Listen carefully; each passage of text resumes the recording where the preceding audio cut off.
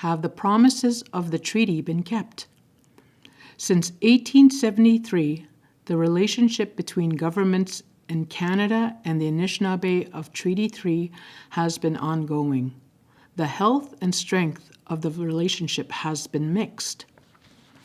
After Treaty Number 3 was signed, there was little infrastructure to follow through on the terms of the agreement.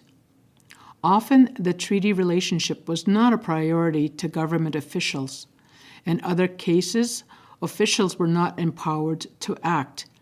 This was a source of frustration for both the Anishinaabe and some government officials. The Indian Act, 1876.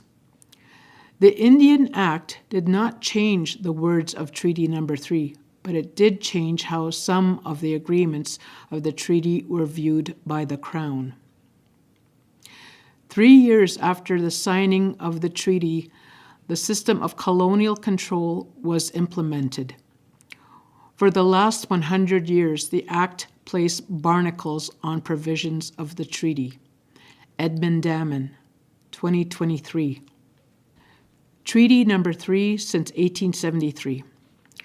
During the Treaty 3 negotiations, several important topics were mentioned. This section talks about some of those topics and what has happened since. Fishing. Gigo. The right of the Anishinaabe to share in fishing in the treaty was guaranteed in Treaty 3. Fish, particularly sturgeon, was critical to the Anishinaabe economy, spiritual practices, and as a food source. The Canadian government allowed commercial fishing on Lake of the Woods shortly after. The Canadian government allowed commercial fishing on Lake of the Woods shortly after the signing of the treaty. Conservation was not a priority at this time. By 1890, hundreds of tons of fish were being caught every year. Anishinaabe chiefs petitioned the federal government to limit the sturgeon fishery in 1892. They feared the sturgeon stock would be depleted. Their request was ignored. By the 1910s, the sturgeon fishery was largely depleted. Commercial fishing was limited on Lake of the Woods in the 1970s.